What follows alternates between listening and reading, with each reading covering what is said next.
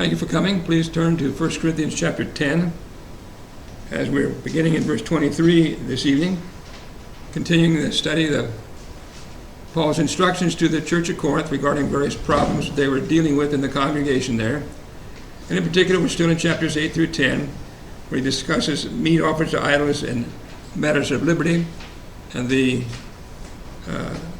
section we're looking at, chapter 8, talked about eating meat in an idol's temple. Chapter 9, then he talked about applications to supporting preachers and matters of liberty there. And then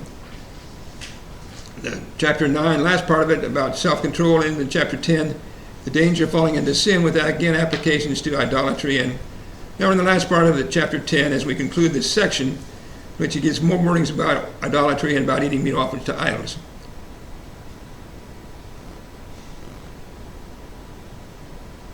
He's discussed in the previous verses that we studied at the end, or in our class last time, fellowship, and different ways that eating meat in various religions has been an act of worship. And so we discussed how in the Lord's Supper, that we eat food and drink, and that's an act of worship to God. And then he talked about the eating the meat in the sacrifices of the Old Testament, that was a fellowship, a spiritual fellowship. And in the same way, or for the same reason, eating the meats offered to the idol in the idol's temple was participating in an act of worship to the idol. And so that was another reason that he gave why they should not be doing it. And that summarized then three reasons, it seems to me, three reasons he gives why they should not eat the meat in the idol's temple. Now, he's already talked about the fact that eating meat offered to an idol is a matter of liberty in and of itself. It can be right, it can be wrong. But in the idol's temple, it's wrong for several reasons. First, because it would be a stumbling block, a bad influence on others, be a bad influence on the people doing it because of the temptation of actually becoming part of the idol worship, as in the examples he gave from Old Testament Israel, and because it would be fellowship in a sinful act of worship. So where we are now is at the end of verse 22, ready to go to verse 23.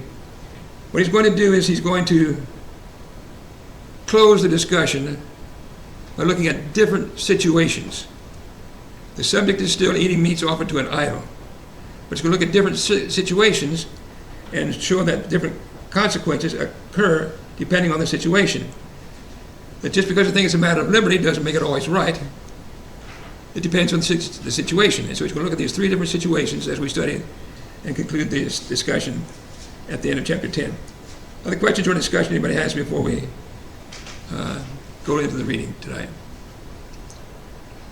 Let's read the rest of the chapter. Let's read chapter 10, verse 23 through the end, verse 33. We'd like to read chapter 10, verse 23 through 33, please. 10, 23. Bill, chapter 10, verse 23 through 33, please. All things are lawful for me, but not all things are helpful. All things are lawful for me, but not all things edify. Let no one seek his own, but each one the other's well-being. Eat whatever is sold in the meat market, asking no question for conscience sake. For the earth is the Lord's in all its fullness.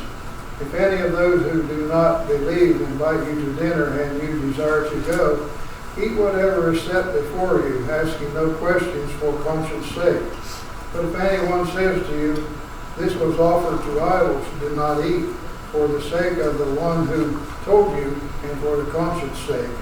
For the earth is the Lord's and all its fullness. Conscience, I say, not your own, but that of others. For why is my liberty judged by another man's conscience? But if I partake with thanks, why am I evil spoken for the food over which I give thanks?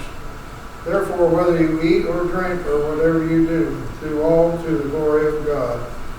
Give no offense either to the Jews or to the Greeks or to the church of God, just as I also please all men in all things, not seeking my own profit, but the profit of many, that they may have saved. Okay. So if you go back down to verse 23, we have a verse that, to me at least, sounds kind of strange at first. Question number 27. We've previously studied something that in the book of 1 Corinthians that says just about the same thing. So where we previously studied something that says this idea of all things are lawful to me, but not all things are helpful or edifying. Where did we read that before earlier? Rick? In 1 Corinthians chapter 6, verse 12. Okay. So back in chapter 6 and verse 12. And in that discussion, there was that and actually a couple of different things. What did we, or do you remember what we discussed about this? Is he saying that there's nothing, never, anything can be done right? Is he saying that? Anything's okay. All things are lawful to me. That's what he says. Remember what we talked about on that one?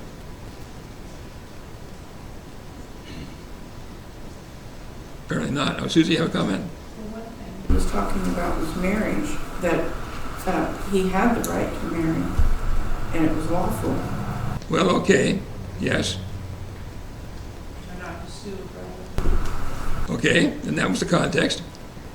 Okay, the discussion as we had, and you might notice some of your newer translations may put that statement, all things are lawful to me, in quotations. And what we discussed about it, and what it seems to me is that he is quoting a argument, a viewpoint expressed by those who he's writing to. That the Corinthians would say, well, all things are lawful, and apply it in ways that were not proper. So I don't think he's himself saying everything's lawful, because he just got through the beginning of the chapter by listing a whole list of things that the Israelites did that were not lawful at all. So he certainly isn't saying that everything is lawful. That can't possibly be the meaning of it when you put it in the context with other passages, which we know we're supposed to do. So he doesn't mean that. He's quoting what it seems to me, referring to what they're saying, but then he's saying, but not all things are helpful. They're all lawful, but not all things edify. Okay? So in fact, there are reasons to not think that everything is okay. And in particular, in the context he's talking about, yes, he's going to agree that in the particular, the eating meats is, even offered to an idol, is lawful, but there are problems with it depending on the circumstances. So that's what I took it to mean. Now, some of you may have a different viewpoint on it, but that's what I took it to mean. Other comments on it? Anybody has on verse 23? Susie? Well, I was wrong about context, because it was talking about sexual immorality. But the idea of verse 12 is to be in control of yourself. And isn't that the point he's making in chapter 10 also, that you don't have to practice your liberties. You can be in control of yourself for the sake of a brother. Yes, and it sounds to me like that they were making a similar argument, and he's giving a similar answer. In one case, he was talking about sexual issues. Here it's talking about eating meats offered to idols. But that they were saying, well, all things are lawful. But he's saying, well, don't misuse that concept. There's a sense in which everything that God has made, everything that God has given us, has a lawful purpose. Whether it's food, as he's talking about here, or the sexual relationship, as in 1 Corinthians 6. Anything that God has made has a good purpose. So everything has a lawful use, but that doesn't mean every use of it is lawful. That doesn't mean every circumstance is proper to use it. Okay? Okay, we lost our PowerPoint, I'm sorry. Other comments on verse 23?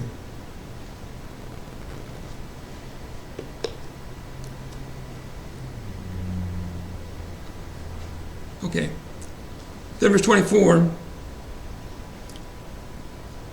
what is if not all things are edifying or helpful, what should we do? What should be our attitude to be helpful and so on in verse 24? What's the application he's making in this context? Even if it's a matter of liberty, what should we think about it, Karen? To seek the well-being of others. Okay, so here's something we need to think about. Even though a thing is lawful, even if a thing does have a proper use, we need to consider how our use of it is affecting other people. Are we helping other people, seeking their well-being, or are we just doing what pleases us? Are we being selfish with it? So, again, that could have lots of applications, but in the context, what would the application be then? what's his point in the context with regard to eating meats offered to idols. And question number 28. Karen? It may be lawful to eat the meat in and of itself, but if you're harming your brother's conscience, then you shouldn't do it. Okay. So we're back to the principle of chapter 8, which is going to apply to other situations as he goes through the rest of chapter 10. Okay, the meat offered to an idol can be eaten without worshiping the idol. But be careful when you do it. Don't just assume, well, okay, technically it's okay. Don't assume then there's no restrictions, there's no limitations, because you have to think about other people. You have to consider what effect doing this is going to have on someone else. You may think you can do it without any problems, but what if it creates problems for somebody else? You have to then think about someone else's well-being, not just your own. So I ask you then also, question number 29, other similar verses. So what other verses did you find that are similar to verse 24 and the idea of being concerned about the well-being of other people? Anybody have another passage, other passages for us about being concerned for the well-being of other people? Susie. Romans 15, verses 1 through 3. Okay. We then who are strong ought to bear with the scruples or the weaknesses of the weak, and not to please ourselves. Let each of us please his neighbor for his good, leading to edification. For even Christ did not please himself, but as it is written, the reproaches of those who reproached you fell on me. Okay. So that context is actually very similar to this 1 Corinthians 8 and 10. In Romans 14, talking about also actually eating meats also in that context, but about your brother's conscience, and in particular in the verses 15, 1 and 2, he's talking about the fact that we need to be concerned about those who are weak, be concerned about their well-being, and that what we do, the effect it may have on them. Bill, did you have a passage for us? Philippians 2, verse 4. Let each of you look out not only for his own interest, but also the interest of others. Okay, that's exactly the point he's making here, isn't it? Don't just look at your own, he says. Don't seek just your own, but look at the other person's well-being.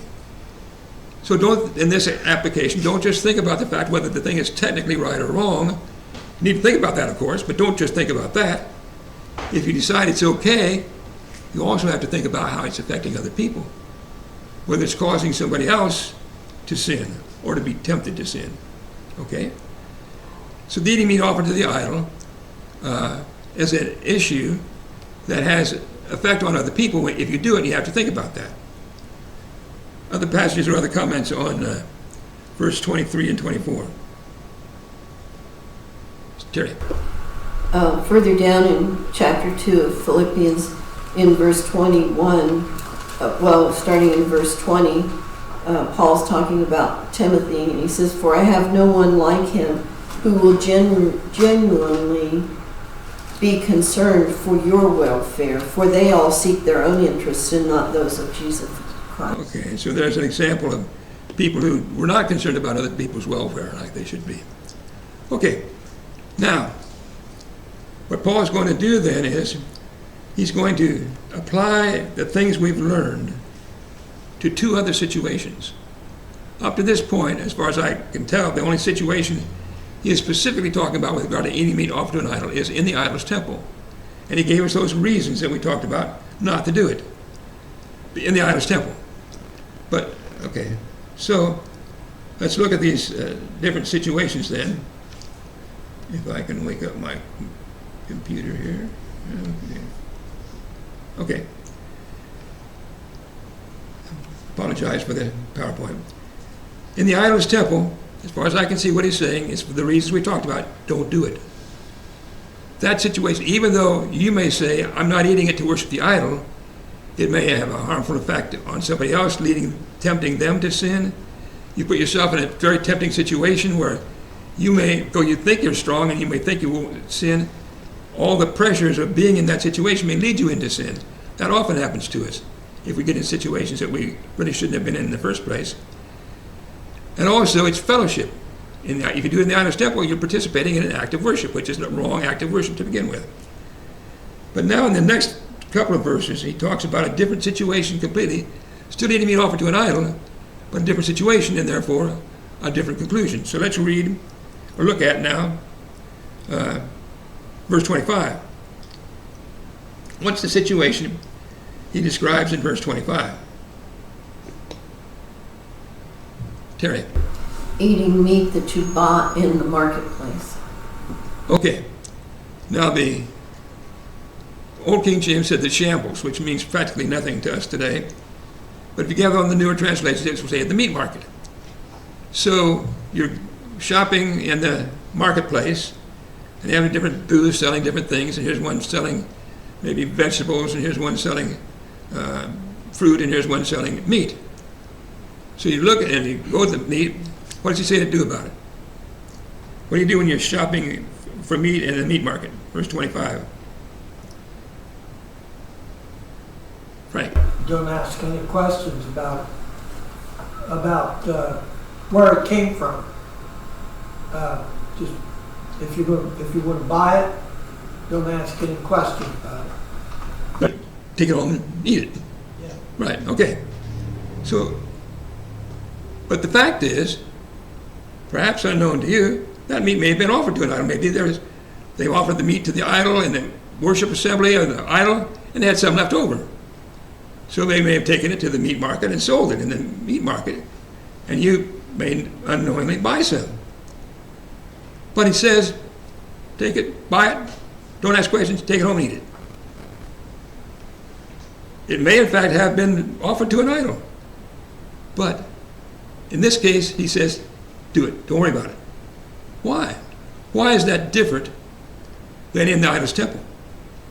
What's the difference whether you bought it at the meat market and you take it home and it's okay if it turned out it was offered to an idol, but if you're doing it in the idol's temple, it's not okay. What's the difference? Frank. It's a matter of fellowship. Being in the surroundings of the temple and having or appearing to have fellowship with what's going on in the idol's temple. Okay, so one of the problems is what he's just been discussing, the problem of fellowship. Even if you're not if you're in the idol's temple, and even if you're not doing it to worship the idol, anybody looking at you is thinking that's what you're doing, that you're participating just like everybody else who's there, you're worshiping the idol. And so you are participating in an act which is itself a wrong act in the idol's temple. But when you buy it in the marketplace, that's not the case at all. There's no obvious evidence of worship, whatever. And I see another hand on discussing the difference between this and the idol's temple. Other comments? All right, Sharon. Well, now we're in a situation where it's true that the idol was nothing.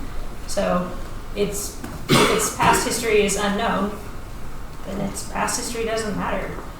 Because it wasn't actually, the meat itself wasn't actually tainted by what happened to it in the past because the idol wasn't real. So if you take out the other circumstances, temptation and influence and fellowship, since those don't apply here, now you could say the idol is nothing, and so don't ask.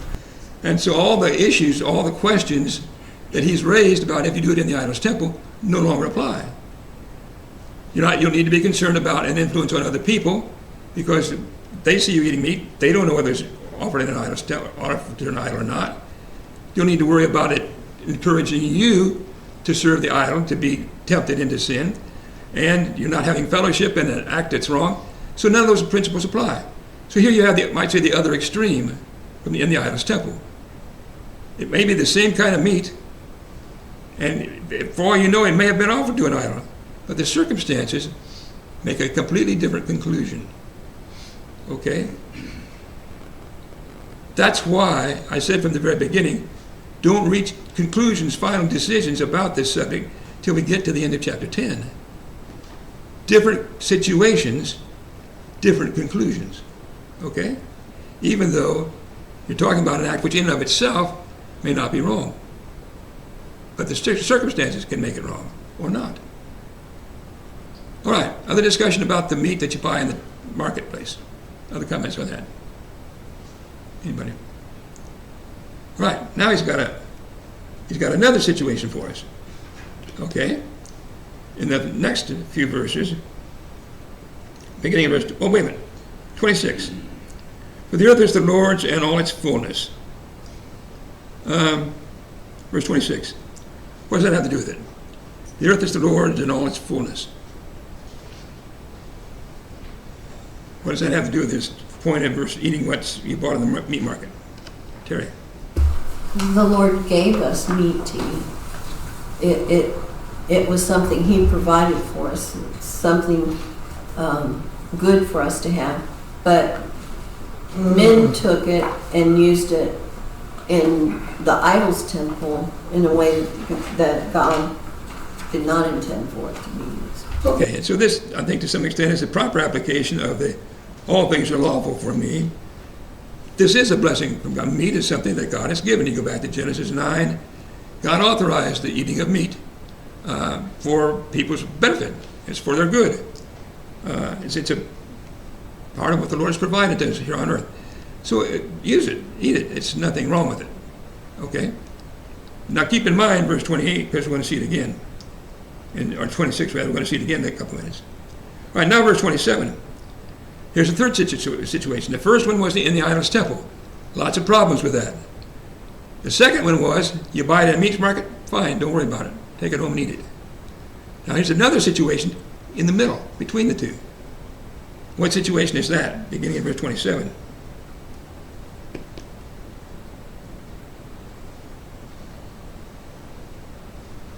Frank, what do you have your hand up? I saw Karen had hers. Oh, I didn't see Karen. All right, let's go with Karen. Karen! If an unbeliever invites you to dinner and they serve meat, All right. Now, it's not an idol's temple, but it's not meat bought at the meat market either. You're in somebody's home. Somebody's invited you to their home for a meal. And in fact, it's an unbeliever. And he serves meat. Different circumstance. What's the first thing he says to do? At first he says what, Neil? So it's fine to eat. Yeah, eat it. Don't ask questions. Eat it. But now the circumstance is different in a different way.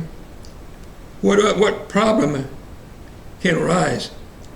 I don't know, question one probably 28 or thereabouts. What problem can arise? Rick? Well, if they happen to mention that this meat has been offered to an idol, then they've put an emphasis on it, so we need to shy away and leave it alone. Okay, they are somebody there. Anybody at the meal can say, did you know this is offered to an idol? If they bring it up, what does that tell you? they're concerned about it. They're concerned about it, or they wouldn't bring it up. So, first he says, just sit down, eat the meat, everything's fine. But now the situation changes. You're in the same place, same meal, same food. The situation has changed because somebody has made it obvious that they've got a problem with that meat. Okay? So now what he says, what should you do?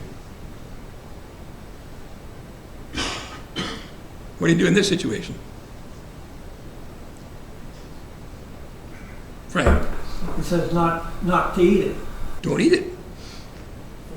for their conscience sake. Right. For the sake of the one who told you, and for conscience sake, verse 29, not your conscience, but the other person's conscience. So here we have what I call an in-between situation, where in the idol's temple, you basically don't do that. Eat it, buy from a meat market, okay, eat it. But now it's a situation where it's sort of in between. It's not at the idol's temple. It's not a part of an act of worship. So you can eat it and it's fine, but now it's when somebody's bothered by what you're doing. So now he says, okay, now don't do it. Circumstances change the conclusion. even though it's the same meat. Okay?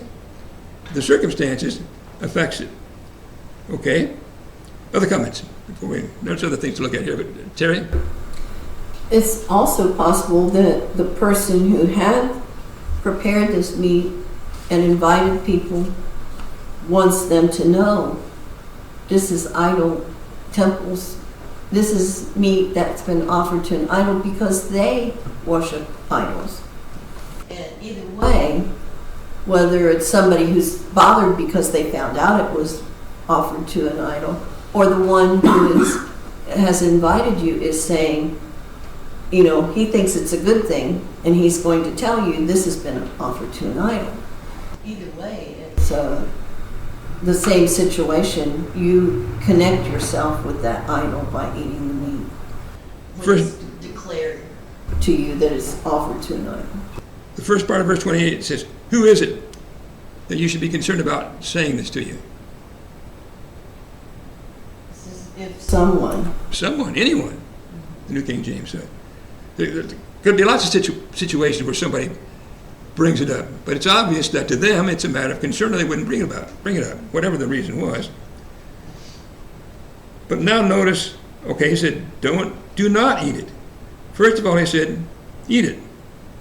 But now he says, don't eat it, because of the situation. You see, the situation's changed. Because of the one who told you, and for conscience sake, for the earth is the Lord in all its fullness. Where did we see that before? The earth is the Lord in all its fullness. Where did we see that before? What is it? Yeah, where have we seen that before? 26. Just a couple verses before. Same reason, different conclusion. Why? What's the application of the earth being the Lord's in all its fullness? What's the application now? Why does he bring that up? Sharon? Because if everything belongs to the Lord, then we shouldn't be doing anything that looks like we might be worshiping an idol, even if we know the idol is not real. Okay, so we're back to the idea of what's the Lord's purpose? Why did the Lord give us this? He gave it to us for food, but not to worship an idol and not to cause other people to stumble. Okay? So now we got these three different situations. This one he says, eat it, but if somebody says it's in the offered an idol, don't eat it. Now verse 29. What reason does he give in verse 29 when he said not to eat it? Rick? Well, you know it's okay. It says conscience, I say not your own. Your own conscience is fine. You know it's okay for you to eat anything because the Lord put it here for that reason.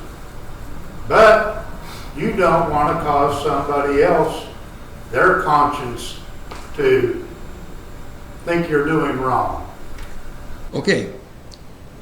I think it's a form of worship that has happened in the past. Okay. Observations, conclusions. What are we learning? Susan? Well, that verse 29, I looked at the Amplified Bible, how it reads there. For why is my freedom or my choice judged or scrutinized by others, by someone else's conscience, someone else's sense of right and wrong? Why am I putting myself in that situation where what I'm doing is going to be judged right or wrong when I don't have to? Don't ask about it, or don't.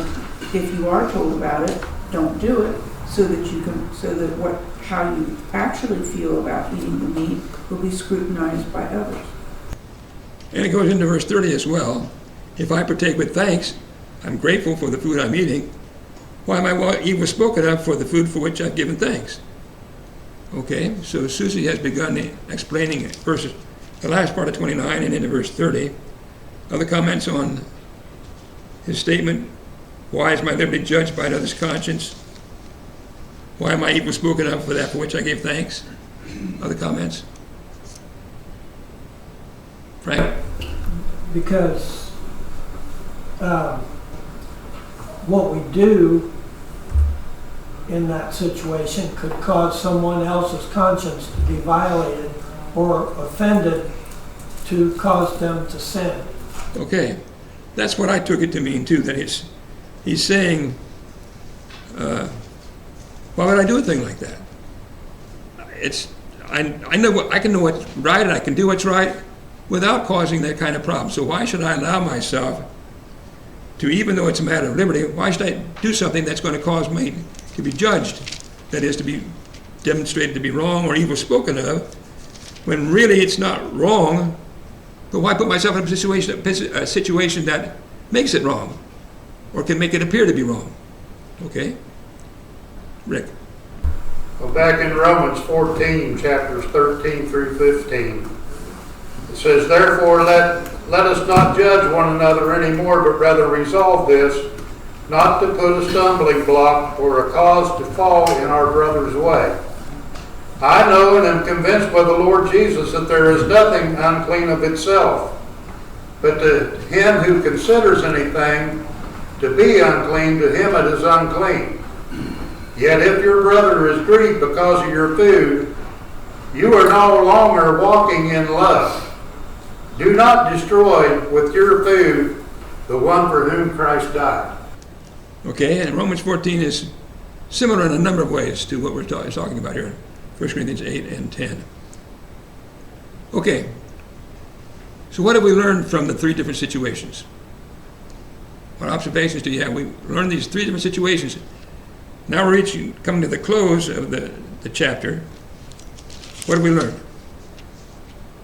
Anything new you want to add? Karen? There are certain situations you cannot involve yourself in because that situation in and of itself involves sin. Okay. Which would be eating the idol's temple. Okay?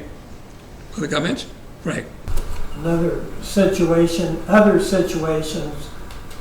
it would depend on certain circumstances in the situation that could violate the conscience of someone else. Okay. And I would add, to me, a very important point. Sometimes you have no reason to know.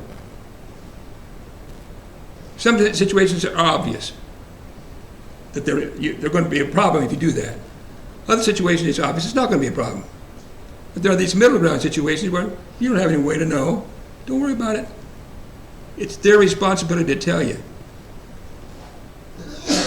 If nobody says anything.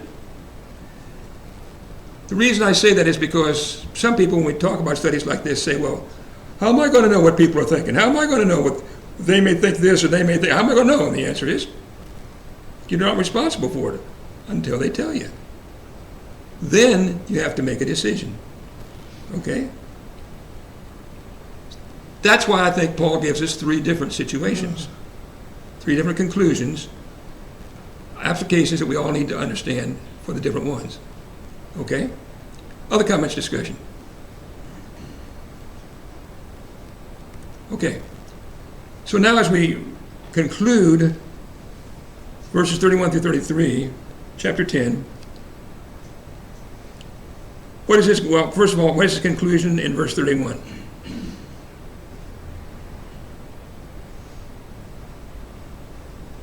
Karen? Whatever we do, do all to the glory of God. So what's the point? Whatever you do, eat or drink, whatever you do it to the glory of God. What do you mean? What's the lesson we're supposed to learn here? Terry? Well, it takes us out. It puts God in a place of honor and takes us out of the equation. What we do to glorify God, not to please ourselves. Okay. So it's not about saying, I can prove technically that this is not a sin. Okay. But that doesn't necessarily mean it's right. Are you glorifying God when you do it? Now, there's lots of other things to think about. Are you acting in love for your brother? Back to chapter 8. Are you being concerned about the well-being of your brother? Back in chapter 10 and verse 24. Are you glorifying God? Verse 31. Here are all these general principles that are the basis of what he's trying to say. And I want to emphasize that because to me, once you get the underlying principles, it makes it so much easier or better way to apply what he's talking about. Love, concern for your brother, glorifying God. It's not about getting my way. I get to do what I want to do. Well, maybe sometimes I do get to do what I want to do, but that's not the main concern. Love and the well-being of others and glorifying God, those are the things we need to be concerned about. Is that making sense? Other comments on 31. And so 32 then, what does he do as he reaches his conclusion? What does he say in verse 32? What's the conclusion then?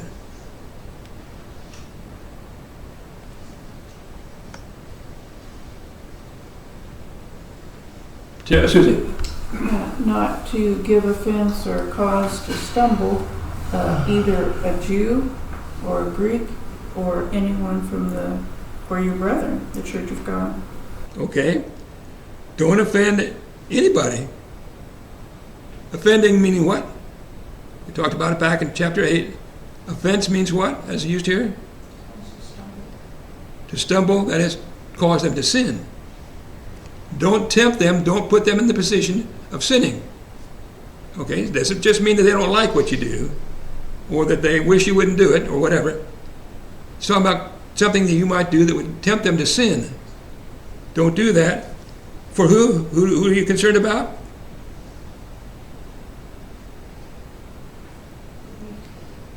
Well, that's not what it says. Who's it say? Greek and the church. Jews, Greeks, and the Church of God. Now, think about that. Is that just weak people? Are the people in the church that I should be concerned about? Maybe they're not weak, but I need to be concerned about them anyway. And what about the Jews and Gentiles? They're not Christians at all in the context here. Am I to be concerned about my influence on them and whether I cause them to stumble? Anybody. This is everybody. Jews, Greeks, Christians, that's all there is. We need to be concerned about our influence for everybody, whoever they may be. Okay? I think it's easy for people to say, well, I can see that I need to be concerned about other Christians, but the people in the world, they're not doing right anyway, so I'm not going to worry about them. No. Paul includes them. They're here too. We need to be concerned about influence for everybody. Okay? Other comments, discussion on 32? And so what's the bottom line then in verse 33?